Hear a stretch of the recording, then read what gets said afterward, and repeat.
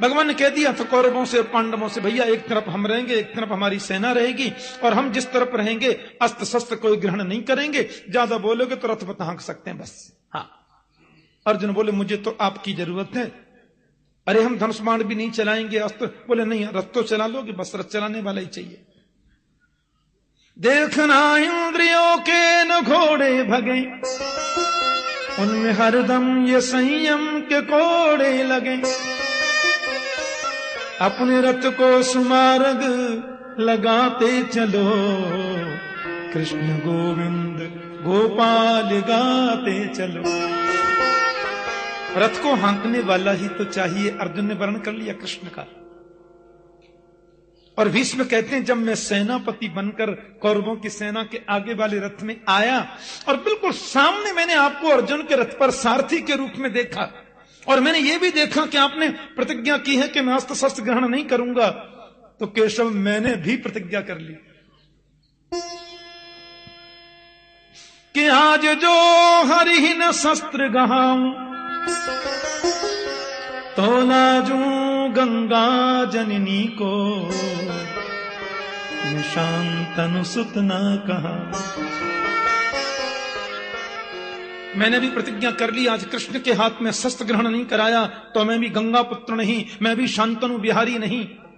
और भीष्म ने फिर बाणों की जो बौछार लगाई,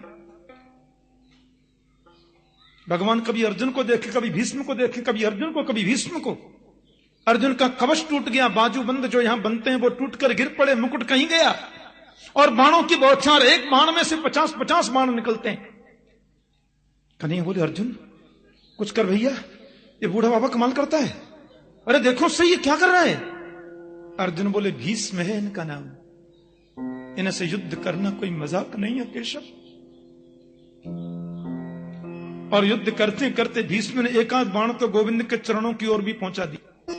अरे मारते भाई, अरे कुछ करो अर्जुन। अर्जुन बोले क्या करूं।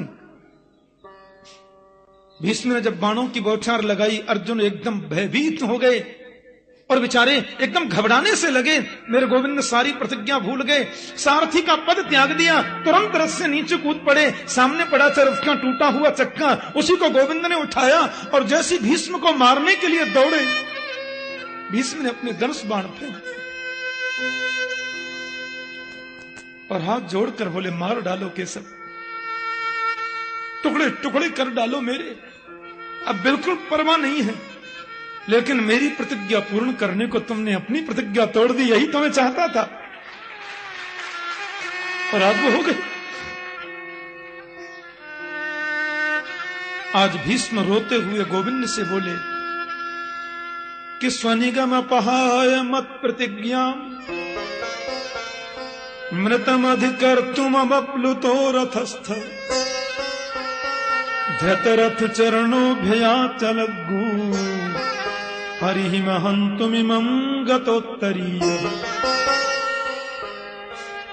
क्या था मुझमें केशव, मेरी प्रतिज्ञा पूर्ण करने के लिए तुम अपनी प्रतिज्ञा तोड़कर उस रथ के चक्के को लेकर मुझे मारने दौड़े। उस समय ऐसा लग रहा था कृष्ण जैसे कोई सिंह किसी हाथी को मारने दौड़ता है। मतलब तुम सिंह थे तो हाथी से कम अपन भी नहीं थे, पर आप जब मारने मुझे दौड़े, और मैंने सुना है कि परमात्मा अपनी प्रतिज्ञा को त्याग दे तो पृथ्वी पर प्रलय हो सकता है, और पृथ्वी कांपने लगी। लिखा है चलग्गुहु, पृथ्वी कांपने लगी। तो आपका उत्तरी वस्त्र ये पटका कंधे से गिरा और उसने पृथ्वी पर गिरकर पृथ्वी को सांत्वना दी, देवी तुम्हें प्रलय में जाने की जरूरत नहीं, कांपने की जरूरत नहीं, ये तो भक्त की प्रतिज्ञा के लिए अपनी प्रतिज्ञा तोड़ी है, तुम्हें इसमें डरने की जरूरत नहीं है। अब आप जैसा महापुरुष तो जितने दिन रहे अच्छा है ना, हमारे लिए भी, पांडवों के लिए भी। भीष्म बोले अब जीने की तमन्ना नहीं है,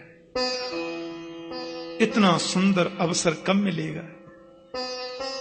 देहांत काले तुम सामने हो, बंसी बजाते मन को लुभाते, यही गीत गाते मैं तन नाथ त्यागूं, गोविंद दामोदर माधवे। अब जीकर करूंगा क्या? इतना तो करना स्वामी जब प्राण तन से निकले, गोविंद नाम लेकर जब प्राण तन से निकले। श्री गंगा जी का तट हो, यमुना का बंसी बट हो, मेरा सामरा निकट हो जब प्राण तन से निकले। पीतांबरी कसी हो, मुखड़े पे कुछ हंसी हो, जब मन में ये बसी हो जब प्राण तन से निकले। जीकर करूंगा क्या? घनश्याम जल्दी आना, नहीं हमको भूल जाना, मुरली की धुन सुनाना जब प्राण तन से निकले। आपकी झांकी को देखते देखते प्राण निकल जाए, इससे सुंदर मौत कोई हो सकती है? गोविंद को निहारते निहारते मानो नेत्रों के माध्यम से गोपाल की झांकी को अंतर हृदय में उतार लिया और 20 मिनट पांचभौतिक शरीर छोड़ दिया, पांचभौतिक देह का परित्याग कर दिया। पांडव बहुत रोए। कृष्ण बोले क्यों? ये महापुरुष थे, राज्य गद्दी उनको मिली है, भीष्म के संस्कार हुए, गोविंद द्वारिका पधारे और फिर परीक्षित महाराज का जन्म हुआ। ऋषि बोले कैसे जरा बताइए? गए तो सूत जी बोले अब ये तो मैं सवेरे 9 बजे से बताऊंगा। बोलिए श्री बाल कृष्ण लाल की जय, श्रीमद् भागवत महापुराण की जय, श्री श्री कात्यायनी माता की जय, श्री सद्गुरुदेव महाराज की जय, राजा रामचंद्र भगवान की जय। जय जय श्री राधे द्वारिकाधीश की जय।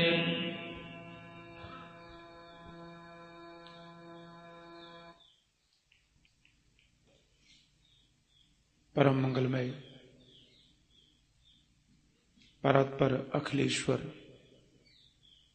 अकारण करुणा वरुण वाले भक्त वांछा कल्पतरु तड़िद्युति विनिंदक पीताम्बरधारी श्री बालकृष्ण लाल की वांगमयी प्रतिमूर्ति श्रीमद् भागवत महापुराण।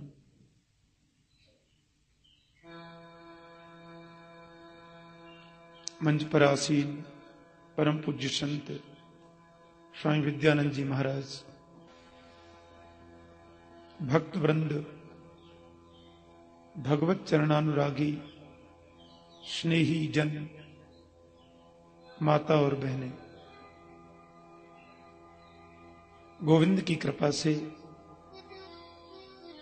माता की पवित्र आज्ञा से, पूज्य महाराज श्री की अध्यक्षता में, उनकी सन्निधि में भागवत कथा ज्ञान यज्ञ सप्ताह का आज द्वितीय दिवस प्रारंभ करते हैं। महात्म्य सहित तृतीय दिवस बड़ी श्रद्धा और बड़े प्रेम से हम लोग भागवत कथामृत का पान कर रहे हैं और आह्लादित होकर के महर्षि सूत जी महाराज शौनकादि ऋषियों को लक्ष्य करके सुना रहे हैं। ऐसा स्वंद और सुरम्य वातावरण है, हजारों संत बैठे हैं शौनकादि ऋषियों के रूप में।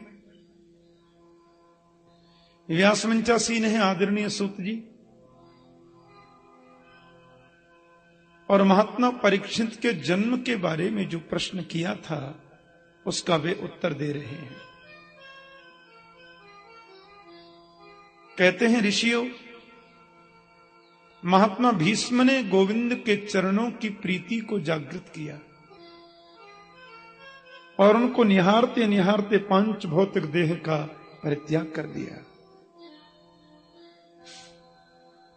माता कुंती के चरणों में वंदन करके कह दिया प्रभु ने, बुआ अब हम जाने की अनुमति चाहते हैं।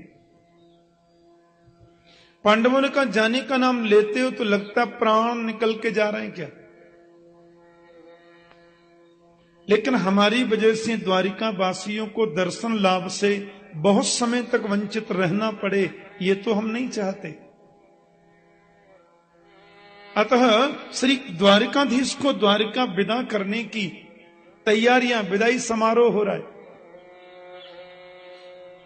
पांडवों को राज्याभिषिक्त करके भीष्म को मोक्ष प्रदान कर गोविंद जा रहे हैं। कुरुकुल की नारियां कैसे प्रभु का सत्कार करते हुए उनको विदा कर रही हैं, और लेकिन गोविंद सबको देख रहे हैं। सुभद्रा द्रौपदी कुंती विराट तनया तथा गांधारी धृतराष्ट्रश्च युत्सुर्गौतमो यमौ। भगवान को विदा करने में जो सबसे आगे लोग हैं उनका नाम बता रहे हैं। सुभद्रा, द्रौपदी, कुंती, विराट तनया तथा गांधारी धृतराष्ट्रश्च युत्सुर गौतमो यमौ। सबने प्रभु को विदा किया। कुरुकुल की नारियां महल की अटारियों पर खड़ी हैं कि प्रासाद शिखरारूढ़ा कुरुनार्जोदि दीक्षया बब्रसु कुसुमयी कृष्ण प्रेम व्रीडास्मिते क्षण। महल की अटारियों पर खड़ी होकर के ऋषियों बब्रसु कुसुमयी कृष्ण गोविंद के ऊपर कुसुम वृष्टि करती हैं, सुमन वृष्टि कर रही हैं। प्रेम व्रीडास्मित एक क्षण। उनको लग रहा है कि गोविंद हमें छोड़ करके जा रहे हैं। भगवान ने माता कुंती को प्रणाम किया, युधिष्ठिर जी को नमन किया, भीमसेन को भी प्रणाम किया, अर्जुन को गले लगाया और नकुल सहदेव को आशीर्वचन कहा। युधिष्ठिर बोले अर्जुन से साथ में जाओ गोपाल के, अभी गोपाल ही तो हैं ये, बीच में कोई संकट ना आ जाए, बड़े भीलों की नगरी भी पड़ती है। अर्जुन को आश्चर्य तो हुआ, लेकिन अब आदेश है तो छोड़ने तो जाना ही है। प्यार से बोलो जय श्री कृष्ण।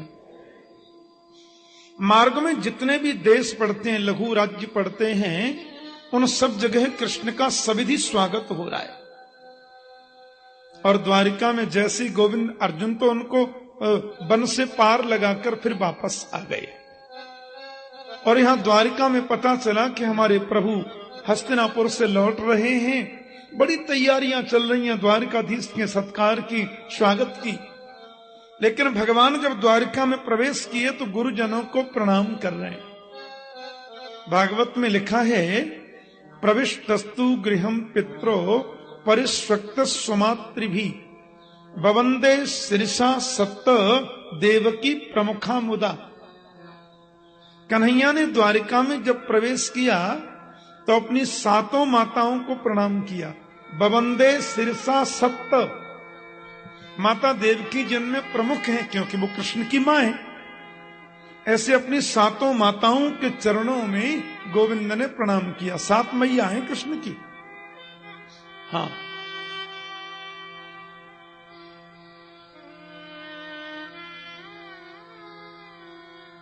उनमें सबसे छोटी है द्रौपदी, ये माता देवकी।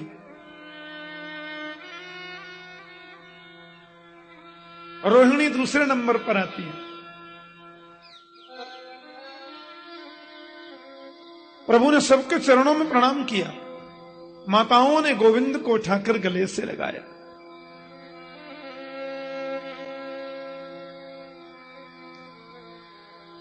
और यहां गोविंद पहुंचे हैं द्वारिका में। लो, हस्तिनापुर में उस बालक ने जन्म ले लिया। जिसको गोविंद ने गर्भ में जाकर के बचाया था ना, उस बच्चे का एक नाम विष्णुरात है। विष्णुरात का मतलब होता है विष्णुना रातः दत्तः विष्णुरात। भगवान के द्वारा जिसको दिया गया, प्रभु ने जिसकी रक्षा की, उसको विष्णुरात कहते हैं। अब तो माता कुंती की यहां तो बड़े नगाड़े बज रहे हैं, आज बड़ी खुशियां मनाई जा रही हैं, दुंदुभियां बज रही हैं, मिठाइयां बट रही हैं, बधाई गाई जा रही हैं, बधाई बजाई जा रही हैं, बधाई बांटी जा रही हैं। एक बधाई ऐसा शब्द है जो तीनों में प्रयोग आता है। बधाई बांटी गई, बधाई गाई गई और बधाई ली गई, बधाई बजाई गई। लेकिन इस बालक ने जन्म लिया सज्जनों, और जन्म लेती पालती लगाकर भीड़ में ऐसे बैठ गया। बताओ ऐसा कभी होता है? क्योंकि वहां भीड़ लगी थी, पांडवों के वंश को आगे चलाने वाला एक ही तो बालक है। पालती लगा के बैठ गया और भीड़ में ऐसे देखने लगा। माता कुंती आश्रम पड़ गई, ये कैसा बालक हमारे घर में हुआ है? बड़े बड़े धौम्यादि ऋषि बैठे थे, महात्मा वशिष्ठ जी और आदरणीय वेदव्यास जी भी थे। वेदव्यास जी महाराज के चरणों में प्रणाम करके कुंती ने पूछा, महाराज ये कैसा बालक, ये ऐसा क्या देख रहा चारों तरफ? वेदव्यास के नेत्रों में आंसू आ गए, बोले महारानी ये बालक देख रहा है कि भीड़ तो इतनी लगी है, पर गर्भ में जाकर जिसने मुझे बचाया था वो टेढ़ी टांग वाला इसमें दिखता क्यों नहीं है? इस भीड़ में वो छुपा कहां है? इसलिए उसका नाम विप्रों ने परीक्षित रखा। बड़ा सुंदर नाम है। परीक्षित महाराज के मामा हैं विराटनगर वासी। विराटनगर की बेटी थी ना परीक्षित की माता उत्तरा, तो विराटनगर के यहां से तो छोचिक आया। हमारे ब्रज में छोचिक बोलते हैं उसे। हाँ, बधाइयां आ रही हैं, चाव आ रही हैं। गोविंद बोले मेरी बहन सुभद्रा के घर पोता हुआ है, चलो अपन भी कुर्ता टोपी दे हमें। बोलो जय श्री कृष्ण। ब्रज में जब बालक होता है ना तो कुर्ता टोपी लेके जाते हैं, लेके तो बहुत कुछ जाते हैं पर उसका नाम कुर्ता टोपी होता है। हाँ, छोचिक लेके आ रहे हैं। अब देख लो, अपने मामा के घर से भी आ रहा है छोचिक, और पिताजी के मामा के घर से भी आ रहा है। अभिमन्यु के मामा गोविंद है तो वो भी लाए। अभिमन्यु उत्तरा के पुत्र हैं, ये सुभद्रा के पुत्र हैं, उत्तरा के पति हैं। इसलिए उत्तरा के गांव से भी आया और उत्तरा की सासू जी के गांव से भी आया। सबका प्रिय है, सबका बड़ा ये कृपा भाजन है ये बालक। अब माता कुंती तो सबकी गोद में देती, आप भी आशीर्वाद दे दो महाराज, आप भी आशीर्वाद दे दो गुरुजी, आप भी आशीर्वाद दीजिए। अब बालक को सभी गोद में लें, लेकिन वो बच्चा हंसता नहीं है। जो भी उसको गोद में लेता है उसको ऐसे देखता है, फिर सोचता ये नहीं है। जो भी उसको गोद में ले उसी को ऐसे देखें, फिर बोले ये भी नहीं है। वो ये खोज रहा है कि वो कहां जो गदा लेकर गर्भ में पधारा था। अब तो माता कुंती ने देखा गोविंद आ रहे हैं बधाई देने, और मैया ने सबसे पहले वो बालक जैसे ही कृष्ण की गोद में दिया, कन्हैया की गोद में जाते खिलखिल खिलखिल खिलखिल करके हंस गया। बोले यही तो है, इसी ने तो बचाया था। गोविंद ने उसके सिर पर हाथ घुमाया, परीक्षित नाम रखा। ब्राह्मणों ने कुंडली बनाई, उसके भविष्य के बारे में सारी बातें बता दी। अर्जुन के समान धनुर्धर होगा, कर्ण जैसा दानवीर होगा, युधिष्ठिर जैसा धर्मात्मा होगा, भीमसेन जैसा पराक्रमी होगा और करुणावान होगा। सारी उसमें पांचों पांडवों के लक्षण उसमें बताए। और अंत में किस गलती से इसको ऐसा होगा वो भी बता दिया। पर बोले आप लोग चिंता न करें, धर्म के माध्यम से सब अशुभ नष्ट हो जाते हैं, उसमें सोचने वाली बात नहीं है। आज भगवान द्वारिका जा रहे हैं, अर्जुन से बोले चलोगे द्वारिका? अर्जुन को कृष्ण का सानिध्य बहुत प्रिय लगता है, इसलिए अर्जुन तो द्वारिका चले गए मेरे गोविंद के साथ में। और यहां परीक्षित धीरे धीरे धीरे धीरे हस्तिनापुर में बड़े हो रहे हैं। ऋषियों ने पूछा था ना परीक्षित का जन्म कैसे हुआ, इसलिए सूत जी ने बताया। ऋषि पूछे क्यों जी, इस परीक्षित को 7 दिन में मरने का शाप क्यों लगा? ये बालक तो बड़ा तेजस्वी है, बड़ा भगवत और भागवत भक्त है। बोले हुआ ऐसा कि भगवान जब द्वारिका में गए, अर्जुन तो कृष्ण के बहुत प्रिय है। भगवान के इसलिए प्रिय नहीं है अर्जुन के बहुत बड़े पराक्रमी है ना, पराक्रम की दृष्टि में देखा जाए तो अर्जुन का 8वां नंबर आता है। बोलो जय श्री कृष्ण। महाभारत में अर्जुन से बड़े बड़े पराक्रमी कई थे, और संतजन कहते हैं कि महाभारत के 3 योद्धा सर्वश्रेष्ठ हैं।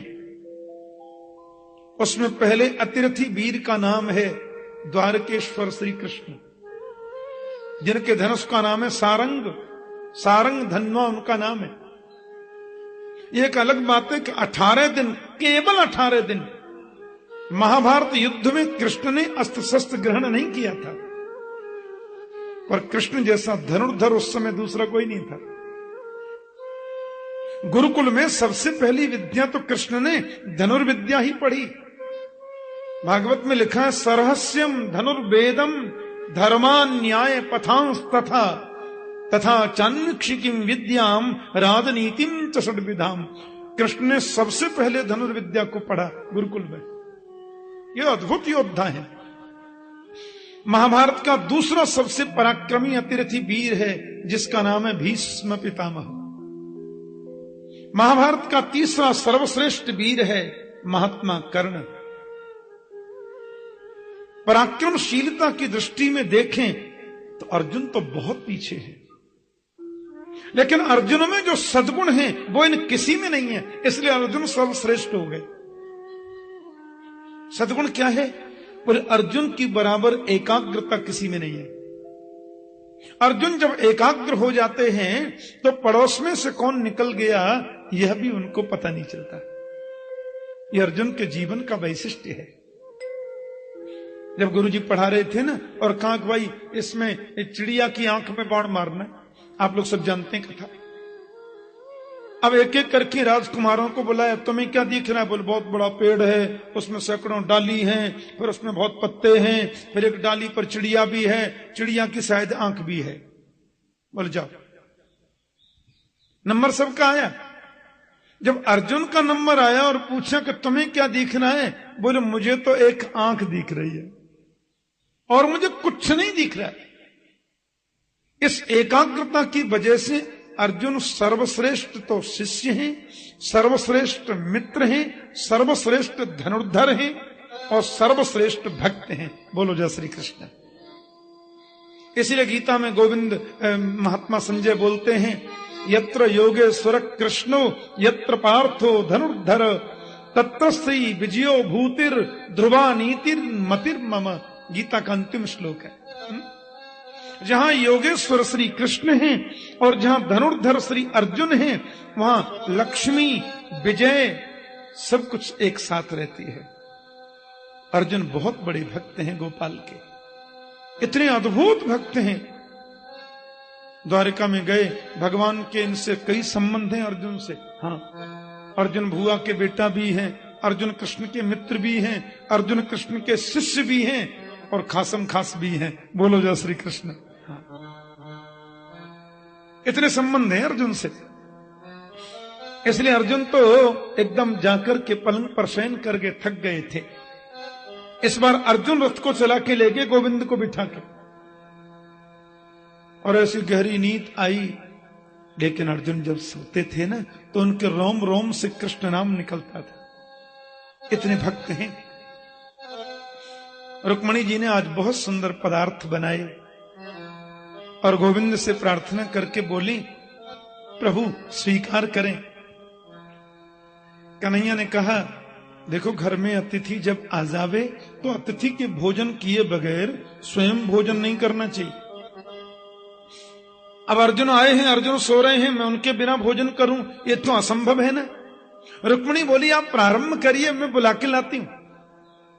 महारानी रुक्मणी जी थाली छोड़ करके अर्जुन को बुलाने गई तो क्या देखा कि सोते सोते अर्जुन के रोम रोम से कृष्ण नाम निकल रहा है। जय श्री कृष्ण, जय श्री कृष्ण, जय श्री कृष्ण, जय श्री कृष्ण नाम प्रस्फुटित हो रहा है। रुक्मणी जी भी आखिर गोविंद की पटरानी है। इस स्थिति को देखा तो अर्जुन को जगाना भूल गई और खड़े खड़े रुक्मणी ध्यानस्थ हो गई, झूमने लगी, धीमे धीमे ताली बजाने लगी। कीर्तन में ताली बजती है ना। अर्जुन गहरी नींद में कीर्तन कर रहे हैं। नारद जी आ गए। मैंने कहा था ना कल के नारद जी तो आ ही जाते हैं क्योंकि वो भगवान के मन है।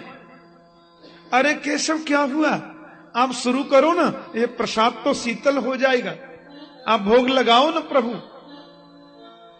भगवान का घर में अतिथि आवे तो भोजन नहीं करना चाहिए, अतिथि के बगैर अपन कैसे कर सकते हैं। नारद जी बोले आप शुरू करिए, मैं जाता हूं अतिथि को जगाने। नारद जी वीणा लेकर के गए तो देखा गहरी नींद में अर्जुन के रोम रोम से कृष्ण नाम निकल रहा है। रुक्मणी जी खड़ी खड़ी धीमे ताली बजा रही हैं। नारद जी ने कहा जरा देखूं तो सही कौन से स्वर में कीर्तन हो रहा है। सो जगह ना भूल गए और वीणा बजाने लगे। सत्यभामा ने कहा आरंभ तो करिए भगवान, ये भोग कितनी देर का रखें, ठंडा हो जाएगा। कृष्ण बोले अतिथि के बिना अपन नहीं कर सकते। सत्यभामा बोली तो मैं जाती हूं बुलाने। अब सत्यभामा ने जाकर के देखा कि सोते सोते अर्जुन कीर्तन कर रहे हैं, रुक्मणी जी ताली बजा रही हैं, नारद जी वीणा बजा रहे हैं। सत्यभामा भी जगाना भूल गई, इन्होंने नाचना शुरू कर दिया। बोलो जय श्री कृष्ण। हाँ, कीर्तन में ताली बजाने से हाथ की रेखा बदल जाती है। आप आज से देख लेना, ये पक्की बात की बोलता हूं। ज्योतिषी जी को अपना हाथ दिखाना और ज्योतिषी जी बोल दें कि भाग्य वाली रेखा गड़बड़ हो रही है, हाँ राहु वाली रेखा लंबी हो गई है, तो आप कथा में रोज आना और जब भी कीर्तन हुआ करे तो ताली बजा के कीर्तन में बजाना और गाना। 7 दिन अपने आप रेखा मत देखना, कहीं नापने लग जाओ इंची टेप से के कितनी लंबी हुई। ऐसा कुछ नहीं करना है आपको, तो 7 दिन देखना ही नहीं है। हाँ, अब 8वें दिन आप देखना, कथा पूरी होने के बाद सीधे ज्योतिषी के पास जाके पूछना अब देखो। ज्योतिषी बोलेगा बाप रे ये भाग्य रेखा लंबी हो गई, राहु वाली खत्म हो गई। राहु वाली रेखा की लाइन चेंज हो गई। कीर्तन में ताली बजाने से हस्त रेखा बदल जाती है। और एक बात कहूं, जो कीर्तन में नाच लिया उसको फिर 84 लाख योनियों में नाचना नहीं पड़ता। Reservation confirm. हाँ, जो गोविंद के कीर्तन में नृत्य कर लिया वो 84 लाख योनियों में नहीं नाचता। पुनरपि जननम पुनरपि मरणम पुनरपि जननी जठरे शयनम खत्म। हाँ, और बैंड बाजे के सामने बेटे की शादी में जो नाच लिया उसको 84 लाख योनि में नाचने से कोई रोक नहीं सकता। वो नाचता ही रहेगा, खूब नाचो। हाँ, बार बार आओ, बार बार जाओ, बार बार नाचो। भागवत में लिखा है कभी गाने का मन करे तो गोविंद के लिए गाओ, कभी रोने का मन करे तो प्यारे कन्हैया की याद में 2 आंसू बहा लो, कभी हंसने का मन करे ना मेरे गोपाल की सुंदर चपल बाल लीला सुन सुनकर खूब हंस लो। उनकी लीला अब आप सुनेंगे, 5वें दिन से रसगुल्ला की कथा आ जाएगी ना। कैसी कैसी लीला करते हैं गोपाल हैं। कभी हंसने का मन करे तो हंस लो। हाँ, और भागवत में लिखा है कभी रूठने का मन करे तो गोविंद से ही रूठ लो। बोलो जय श्री कृष्ण। हाँ, भक्त उनसे रूठते भी रहते हैं। हाँ, कभी तकरार भी कर लेते हैं भक्त लोग मीठी भगवान से। नरसिंह मेहता की जो गुजरात में कविताएं हैं, उन कविताओं में नरसिंह मेहता ने जो जो गाली सुनाई है कन्हैया को, हाँ खूब गाली सुनाई। प्यार में सब होता, प्रेम हो गया ना गोविंद से। तो अर्जुन इतने तन्मय हैं कि सोते सोते कीर्तन कर रहे हैं और सत्यभामा जी तो नृत्य करने लगी। कन्हैया बोले जो अंदर जाता है लौट के आता ही नहीं, और सब बोल के जाते हैं भोजन ठंडा हो रहा है, हमारी परवाह किसी को नहीं। अंदर जाकर के गोविंद ने देखा तो वहां तो कीर्तन स्वर लहरी चल रही है, अर्जुन सो रहे हैं। सोते सोते कीर्तन चल रहा, रुक्मणी ताली बजा रही है, नारद जी वीणा बजा रहे हैं, सत्यभामा जी नृत्य कर रही हैं।